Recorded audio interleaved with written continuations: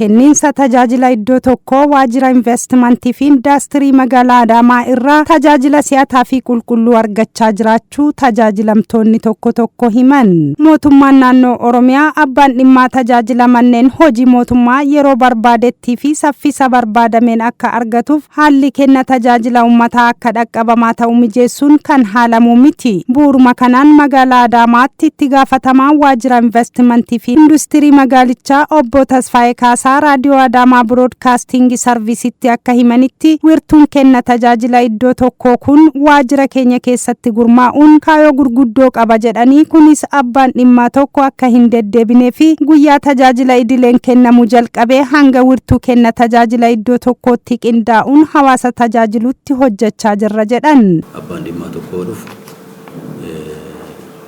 jalqaba xalayaa qabatee dhufe sanaan iddoodhuma tajaajila iddoo tokkoo sanarratti keeziin waajjira lafaa isa geessoo jiraate waajjira lafaa deemuun isarra hin jiraatu. Keeziin waajjira konistirakshinii deemuun isarra jiraatu waajjira konistirakshinii deemuun isarra hin jiraatu. Akkasumatti immoo eegumsa naannoo birattis AI qorachiisuudhaaf deddeebiin isa barbaachisu jechuudha. Kana qofaa miti even galiillee kafaluudhaaf kaffaltii liizii fi kaffaltiiwwan adda addaa investimentii wajjin wal qabatanii jiran achumatti akka keessummaa'uu danda'uuf jedhameetti itti yaadamee kan gurmaa'e. Gama birootiin obbo Tasfaayeen kun rakkoo baasiis hawaasa keenyarraa xiqqeessee jira kan jedhan qulqullinnaa fi saffisa tajaajila kennamus kan duraa irra fooyyessuu himan. Itti dabaluun waajjiraaleen abbaa dhimmaa dhimmicha wal qabatu itti fixatanis bakka tokkotti qindaa'u kan kaasan obbo Tasfaayeen kun muuxannoo hojii gaarii fi magaalicharra darbee naannoo fiyyuu ta'uu kaasuun bu'aa qabeessummaan isaas immoo olaanaa ta'uu himan. Yeroo ammaa kana bu'aa qabeessummaan isaa itti amanamee sadarkaa biiroo investimentii Oromiyaattis akka caasaa tokkotti gurmaa'insa tokkotti gurmaa'ee magaalota hunda keessatti haalli itti babal'achaa jirutu jira.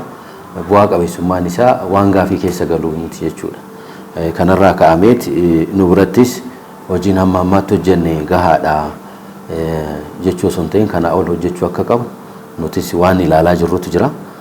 Hundaa ol garuu bu'aa qabeessummaan isaa waan gaafii keessa galuudha miti jechuudha. Abbootiin qabeenyaa kanaan duras investimentii kana keessa seenanii hojii bal'aa keessa jiru ammas bal'inaan simachaa jirraa jechuudha. Kanaaf kana wajjin ol qabatee kenna tajaajila keenya wajjin ol qabatee wiirtuu kenna tajaajila iddoo tokkoo qabaachuu keenya namni hunduu I think hin beeka jedhee yaada. Ammas warri hin beekne kana beekuutu isaanirra jiraata. Tajaajilli nuti kenninu tajaajila saffisaa gahumsa qabu qulqullina qabu yoo rakkoon illee jiraate rakkoon uumamu jechuun hin danda'amu. Hojii hojjettu keessatti rakkoon si qunnamuu danda'a. Asii achi wal harkisuun jiraachuu danda'a. Garuu sa'aatii 24 rakkoo jiru furree investimentii magaalaa keenyaa jajjabeessuudhaaf hojii bal'aa hojjechaa jirra. Kanaaf abbootiin qabeenyaa abbaa dhimmaa keenyaa ta'an kana beekanii nu cinaa dhaabbatanii yoo harka wal qabannee hojjechuu dandeenya kana ol hojjechuu akka dandeenyu asumaan ergaa koo dabarsuun barbaada. Waajjirichaatti qindeessaa wiirtuu kenna tajaajila iddoo tokkoo obbo Iyyoob Yaaqoob gama isaaniitiin akka jedhanitti wiirtuu kenna tajaajila iddoo tokkoo kanatti tajaajilli garaagaraa fi waliigalaa kan itti kennamuu fi galiin mootummaa akka dabaluuf kan gargaaru mala filatamaa fi fooyyee qabudha jedhan. Egaa wiirtuu kenna tajaajila iddoo tokkoo investimentii keessatti tajaajiloonni kennaman hedduutu jira. Keessaa ammoo investimentoota garaagaraa jechuudha.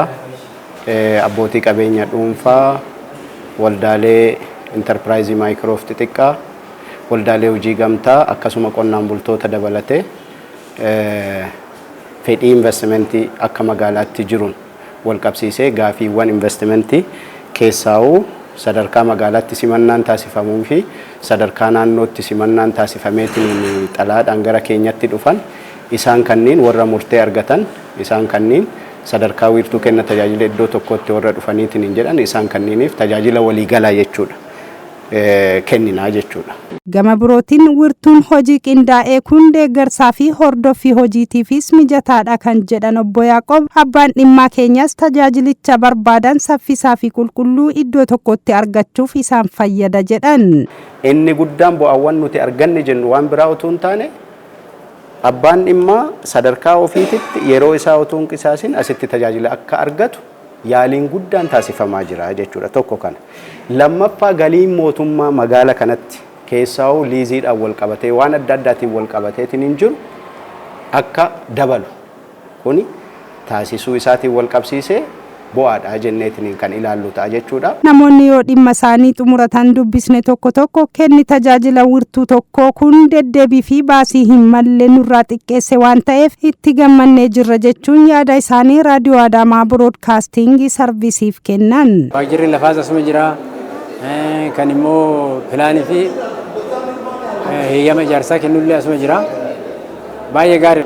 Yoo asii kaanii bakka tokko deeman baasii jira. Bakka tokkotti argachuun kun baasii nurraa qannasee jira. አንድ አካባቢ በመሆኑ ለተገልጋዩ በጣም ጥሩ ነው። የተቀላጠፈ ነው ስራው፣ እንግልት የለም። በመፈልገው ባስፈላጊው መሰረት እየተስተናገደ ነው።